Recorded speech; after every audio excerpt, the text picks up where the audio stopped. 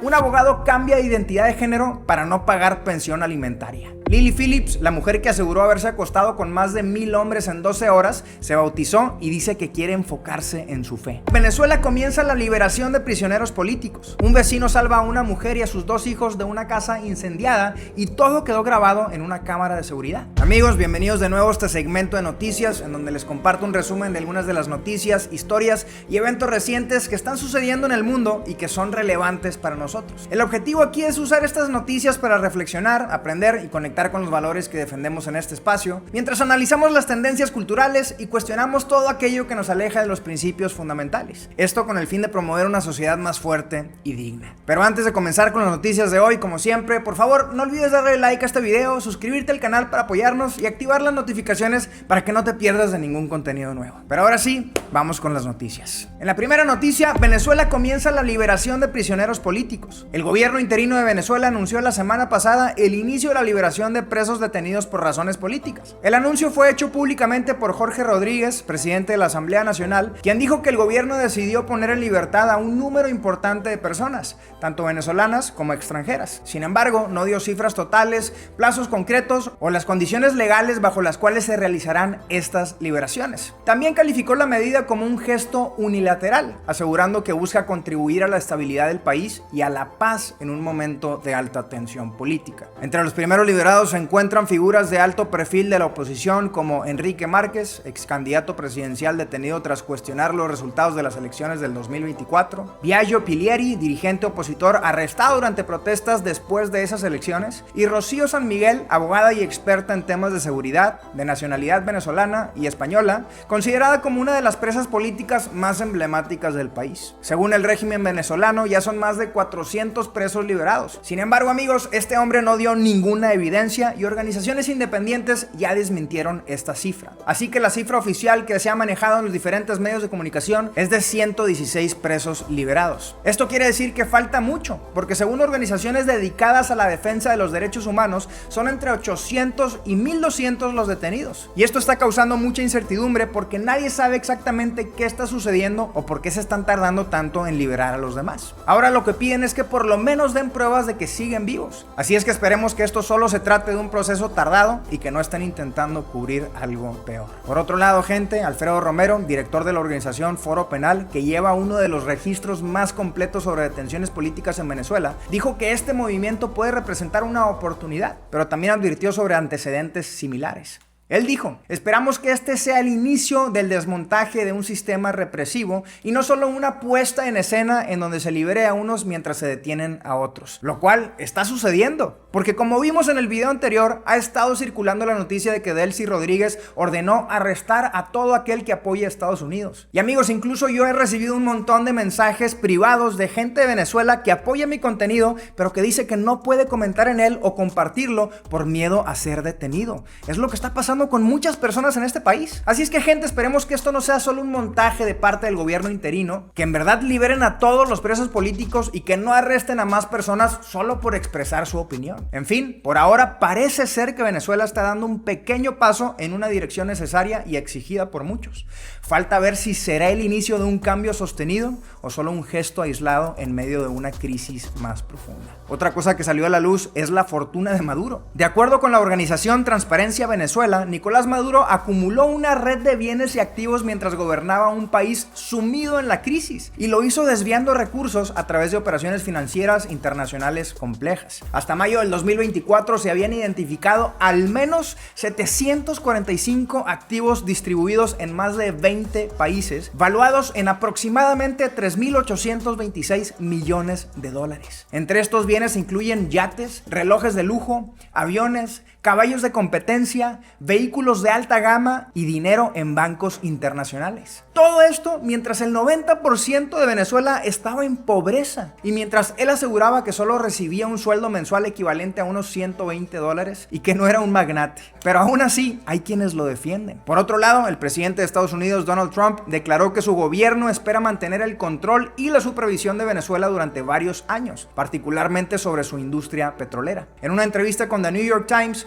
Trump dijo que solo el tiempo dirá cuánto durará esta intervención, dejando claro que no se trata de una medida a corto plazo. En esta misma entrevista, Trump aseguró que su intención no es únicamente beneficiar a Estados Unidos, sino también reconstruir Venezuela y generar ingresos para un país que, dijo, los necesita desesperadamente. También señaló que su administración planea reactivar la infraestructura petrolera. Esperemos que sí pase pronto. Y es que, gente, de nuevo, una gran parte de este crudo venezolano que utilizará Estados Unidos no solo los beneficia económicamente a ellos, sino que al mismo tiempo estos recursos económicos serán canalizados hacia el país. Así es que Venezuela por fin va a poder gozar del fruto de la industria petrolera. Pero también Trump fue directo al reconocer que Estados Unidos busca recuperar lo que considera pérdidas del pasado y hacer negocios con este petróleo, presentando la operación como una relación que será rentable para ambas partes. Amigos, claramente estamos en un escenario de reconfiguración del poder de la región y en verdad espero que se tomen las decisiones que más beneficien a los venezolanos. Un país que ha sido golpeado por años y que necesita ayuda para volver a la prosperidad que un día tuvo. En la siguiente noticia, Lily Phillips, la mujer que aseguró haberse acostado con más de 1000 hombres en 12 horas, se bautizó y dice que quiere enfocarse en su fe. Y amigos, aunque muchos creyentes han celebrado esto, creo que si miramos el contexto y lo que ha dicho, nos daremos cuenta que la evidencia indica todo lo contrario. Hace unos días, el nombre de Lily Phillips volvió a hacerse viral, pero en esta ocasión no por un nuevo escándalo sexual, sino porque Lily se bautizó y dijo que quiere enfocarse en su fe. Según ella, algo grande ocurrió en su vida personal. Dijo que atravesó problemas importantes y que eso la llevó a sentir la necesidad de volver a hablar con Dios para pedir su ayuda. Por esta razón decidió rebautizarse con la intención de retomar la relación con Dios que, según ella cuenta, algún día tuvo. Lily mencionó que esta decisión la hizo muy feliz también a sus amigos y a su familia, pero además de esto reconoció que no solo se había alejado de la religión, sino que durante mucho tiempo estuvo en una especie de negación. Y es que en una entrevista anterior con el creador de contenido cristiano Ryan Hemmeler, Lily dijo abiertamente que no creía en Dios, que Jesús no era alguien en quien creyera personalmente y que nada podría salvarla. Prácticamente afirmó que no había esperanza para ella, lo cual, si lo piensas, son palabras bastante duras y condenatorias. Y además viniendo de una persona que muchas veces ha dicho que su trabajo en la industria pornográfica no es controversial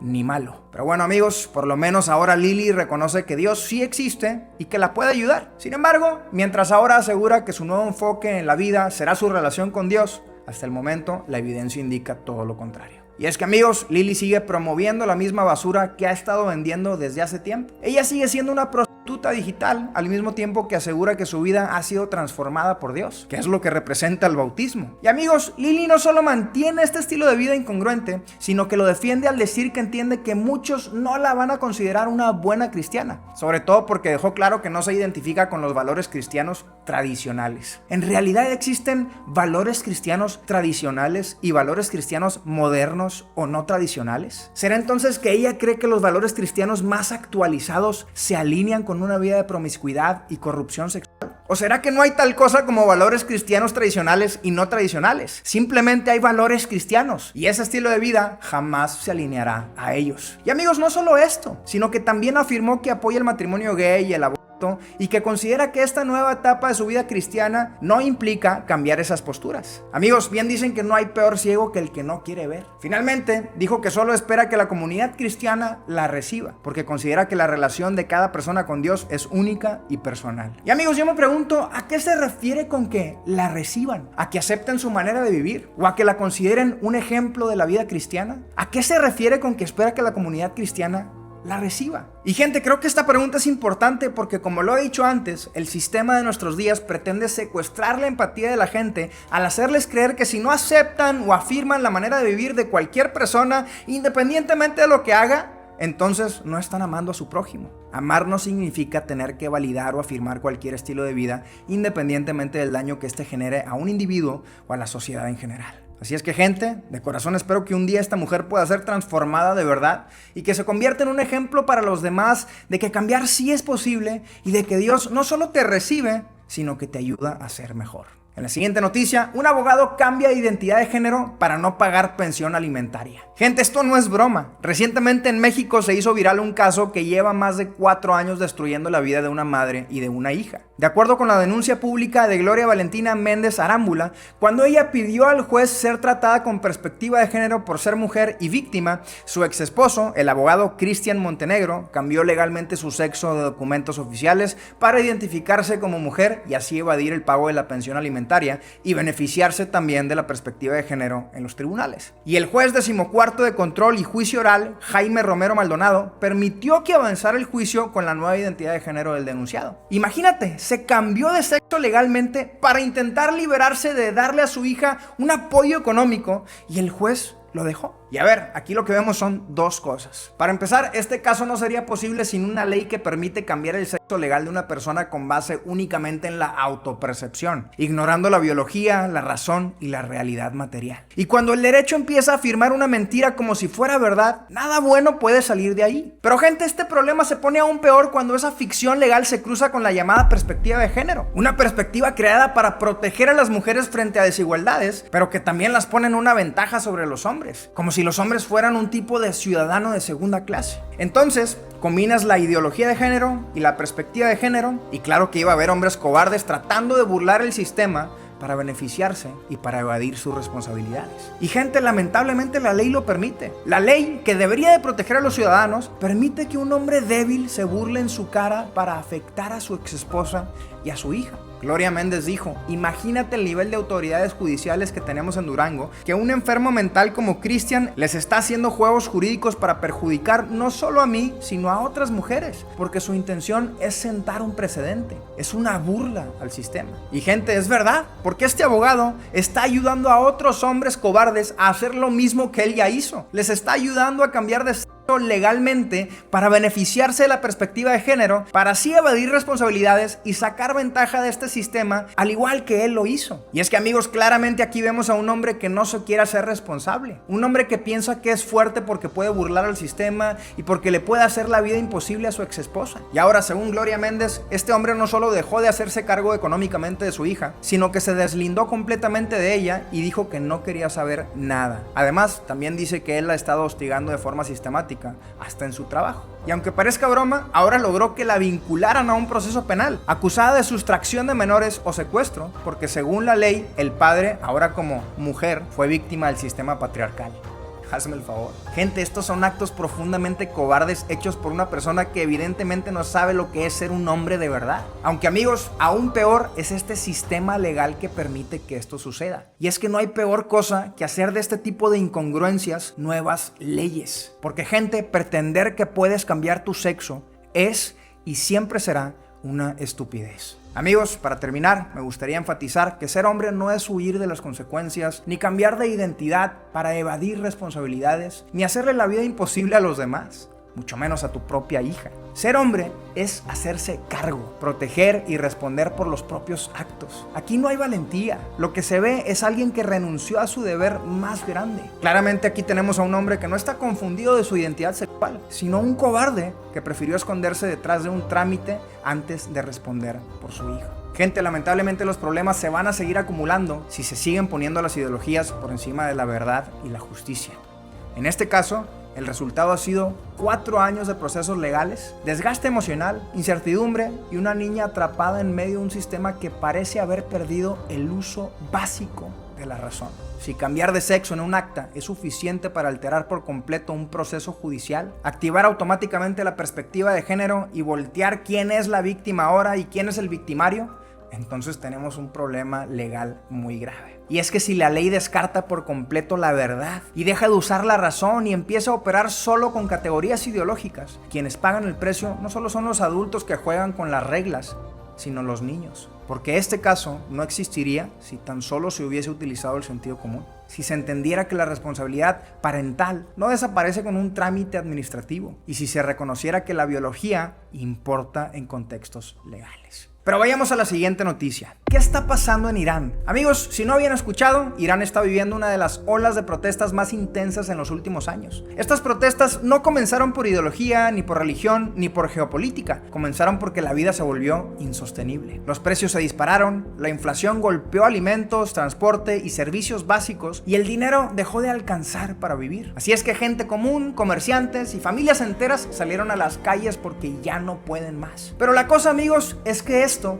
combinado con décadas de represión política, hizo que las protestas cambiaran. Habían comenzado con no podemos pagar y se transformaron en no queremos vivir así. Y es que, gente, Irán no siempre fue lo que es el día de hoy. Antes de 1979, Irán no era una teocracia, tampoco era un país perfecto, pero era algo mucho más libre. La religión no gobernaba en el estado y la fe no era una ley obligatoria. Las mujeres podían decidir cómo vestirse, estudiar, trabajar y moverse sin que el gobierno vigilara cada aspecto de sus vidas. Así es que, aún con sus problemas, la vida privada no estaba bajo control religioso. Sin embargo, todo cambió con la Revolución Islámica de 1979. Ese año, el régimen del Shah cayó y fue reemplazado por la República Islámica. Desde entonces, el poder político quedó en manos del clero y la religión dejó de ser una creencia personal para convertirse en una herramienta de control. Y amigos, con ese cambio comenzó una represión que no solo fue política, sino que se vio en todos los aspectos de la vida.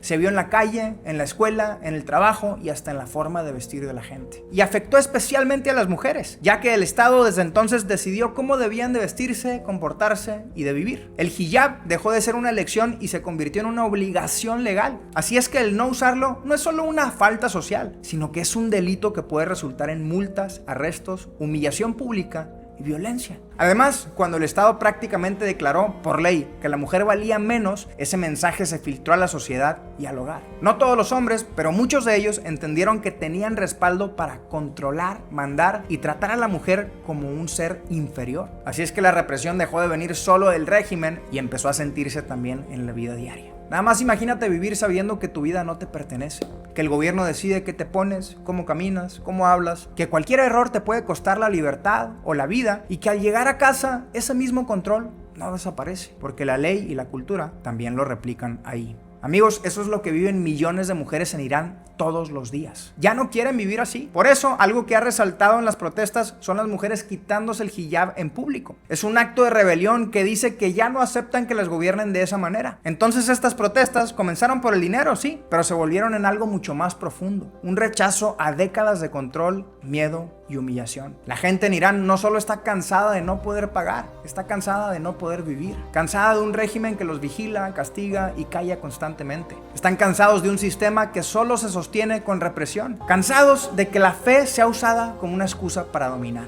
En las protestas aparecieron consignas contra los líderes religiosos, contra el sistema político y contra el régimen que gobierna Irán desde hace décadas. Lamentablemente, aunque la información no es tan clara porque hubo un apagón de internet y comunicaciones por parte del gobierno para intentar frenar las protestas, se estima que ya hay más de 2,000 personas muertas y más de 10,700 detenidas. Aunque algunos medios creen que el número de fallecidos es mucho más grande. Lo que de nuevo, amigos, apunta a un gobierno que reprime a su gente. Un gobierno que quiere que se callen o que paguen el precio por ser rebeldes. La situación es tan crítica que Estados Unidos ya lanzó advertencias. Ya hay sanciones económicas, presión internacional y declaraciones que dejan claro que Washington está observando de cerca a Irán. Por su parte, respondieron diciendo que cualquier intervención tendrá consecuencias. Amigos, no cabe duda de que el mundo está cambiando. Irán no es el único país enfrentando crisis profundas. En distintos lugares vemos economías rotas, gobiernos autoritarios, sociedades cansadas y personas que sienten que ya no tienen futuro si las cosas no cambian. Lo que está pasando en Irán no es solo una noticia lejana, es un recordatorio de lo que ocurre cuando el poder se impone sin límites y cuando la dignidad humana queda en segundo plano. Hoy no sabemos cómo va a terminar esto, pero espero que la gente pueda volver a vivir sin miedo, en paz, sin hambre y sin que el Estado decida por completo quiénes son y cómo deben vivir. En la siguiente noticia, RFK Jr. ha estado haciendo cambios en la salud pública de Estados Unidos que van a beneficiar a millones de personas en el país. El actual secretario de Salud y Servicios Humanos de Estados Unidos se ha convertido en una figura controversial desde que asumió el cargo en el 2025. Sin embargo, amigos, ha sido controversial por las razones correctas, ya que a diferencia de sus antecesores, Kennedy Jr. se ha atrevido a cuestionar a las grandes farmacéuticas y a la industria alimentaria, no temiendo hacer cambios radicales que, aunque interfieren con los intereses económicos de algunas élites, benefician la salud de millones de personas. Una de las acciones que más han llamado la atención recientemente es la revisión de las guías alimentarias para los estadounidenses. El documento oficial que durante décadas orientó la nutrición en el país y en muchos otros países e influyó en programas públicos como las comidas escolares. Seguramente recuerdas la pirámide alimentaria que colocaba como base de la alimentación a los granos, las frutas y verduras, dejando a la carne y a las grasas hasta arriba, como algo que debía de consumirse lo menos posible. Pero gente, no es noticia que Estados Unidos tiene uno de los índices más altos de obesidad y diabetes en todo el mundo. Claramente lo que habían estado proponiendo estaba equivocado. Algo tenía que cambiar. Pues amigos, ahora el modelo está prácticamente invertido. Ahora se propone reducir el consumo de granos y se coloca como base de la alimentación a las proteínas, grasas y verduras. Un enfoque que desde hace años muchos estudios consideran más adecuado para la salud. Es decir, no se trata de una ocurrencia nueva, sino de un ajuste a la luz de la evidencia acumulada. Así es que seguramente veremos menos pizzas en las escuelas y más carne y verduras. Más comida de verdad. Es decir, menos ultraprocesados pensados para ser baratos y adictivos y más alimentos que sí cumplen con su función. RFK Jr. también volvió a poner sobre la mesa el tema de las vacunas, especialmente en torno al mercurio, que fue retirado de la mayoría de las vacunas pediátricas en 1999, pero que todavía se utiliza en algunas vacunas, como ciertas versiones de la vacuna contra la influenza. Además, realizó ajustes importantes al calendario de vacunación infantil en Estados Unidos, moviendo 6 de las 17 enfermedades que antes se trataban como vacunación universal a categorías distintas: vacunas recomendadas solo para grupos específicos o de alto riesgo y vacunas sujetas a decisión clínica compartida, es decir, decisiones que deben de tomarse entre padres y médicos caso por caso. Ahora, esto no significa que esas vacunas se hayan eliminado ni que ya no se puedan aplicar. Los padres siguen teniendo la opción de vacunar a sus hijos y los seguros continúan cubriéndolas. Lo que cambió es que dejaron de ser automáticas para toda la población. Otro aspecto relevante de la discusión generada por RFK Jr. es el papel de las compañías farmacéuticas y alimentarias, especialmente ante acusaciones sobre el uso de ingredientes potencialmente perjudiciales. Por ejemplo, acusó a empresas como Johnson & Johnson de haber utilizado benceno, un compuesto clasificado como cancerígeno, en productos de consumo masivo como protectores solares. La cosa, amigos, es que el benceno es una sustancia vinculada a ciertos tipos de cáncer, pero irónicamente, las mismas compañías señaladas también desarrollan y comercializan tratamientos y vacunas para esas enfermedades. Y es que, amigos, no es ninguna novedad que las grandes farmacéuticas y la industria alimentaria durante años nos han vendido el remedio a los problemas de salud que ellos mismos han creado. Y a ver, el punto aquí no es sembrar pánico ni afirmar que todo producto es peligroso, sino exigir transparencia, investigación independiente y rendición de cuentas, especialmente cuando se trata de la salud pública. Al final del día, el punto no es si te cae bien o no RFK Jr., ni si estás de acuerdo con cada decisión de su gestión. El punto es que la industria farmacéutica y alimentaria deberían de existir para servir a la salud de las personas y no a las cuentas bancarias de sus empresas. Amigos, la cosa es que la ciencia verdadera sigue avanzando y que cuando aparecen nuevos datos, lo responsable no es aferrarse a las viejas creencias, sino tener la humildad de cuestionar lo que creíamos incuestionable. Eso implica incomodidad, implica debate, implica enfrentar intereses poderosos, pero también abre la posibilidad de políticas de salud más honestas, más transparentes y más centradas en las personas. Así es que ojalá estos cambios, bien evaluados y bien vigilados, terminen traduciéndose en una población más sana, mejor informada y menos utilizada como negocio. Pero bueno, vayamos a la última noticia. Un vecino salva a una mujer y a sus 2 hijos de una casa incendiada y todo quedó grabado en una cámara de seguridad. Hace unos días en Middle River, Maryland, una casa se incendió con una familia atrapada adentro, Ashley Governat y sus 2 hijos. Y aunque los bomberos iban en camino, la realidad es que la cantidad de llamas y humo representaban un peligro inmediato para la familia, sobre todo porque la salida por la planta baja había quedado bloqueada. Así es que la única opción era salir por la ventana del segundo piso. Afortunadamente, Steven Angelini, un vecino y dueño de la cámara que grabó todo, escuchó los gritos y corrió hacia la casa y se colocó debajo del ventanal. Él mismo contó que oyó gritos de terror y que entendió que no había tiempo para esperar a los bomberos. Steven intentó agarrar una escalera de una camioneta que estaba ahí, pero no pudo bajarla, así que se puso abajo de la ventana para ayudar a la familia a bajarse. Les dio instrucciones y así fue como Ashley sacó a sus 2 hijos por la ventana y los dejó caer para que Steven los atrapara. Luego, otros vecinos llegaron y le ayudaron a tomar la escalera para que Ashley bajara antes de que el fuego empeorara. Steven dice que no se considera un héroe, que cree que Dios lo puso en una situación para ayudar a otros y que solo hizo lo que quisiera que otros hicieran por él y por su familia. La madre y sus 2 hijos fueron trasladados al hospital por lesiones menores y para revisar sus vías respiratorias por posibles daños por el humo, pero afortunadamente se encuentran bien, aunque tristemente el perro de la familia no sobrevivió. El jefe de los bomberos, Joseph Dixon, felicitó y agradeció a los vecinos por su valentía y por salvar la vida de una familia y dijo que este incidente era un recordatorio de la fortaleza de las comunidades, porque esta historia nos muestra el poder de una comunidad que está comprometida con ayudar a los demás. Aquí vemos a personas comunes que deciden no vivir solo para sí mismas, a vecinos que en lugar de quedarse paralizados o esperar a que alguien más haga algo, usan lo que tienen en sus manos para hacer el bien. Este rescate nos recuerda que el heroísmo está en la decisión de no quedarse de brazos cruzados ante la necesidad de otros y que hacer la diferencia no requiere de perfección, sino de acción. Así es que, amigos, estemos dispuestos a hacer el bien cuando se presente la ocasión y pongamos al servicio de los demás lo que tenemos en nuestras manos. Y ahora sí, gente, hemos llegado al final de este video y espero que lo hayan disfrutado y que se hayan llevado mensajes que les hagan reflexionar sobre el mundo en el que vivimos. Como siempre, muchas gracias por acompañarme y nos vemos en el próximo video.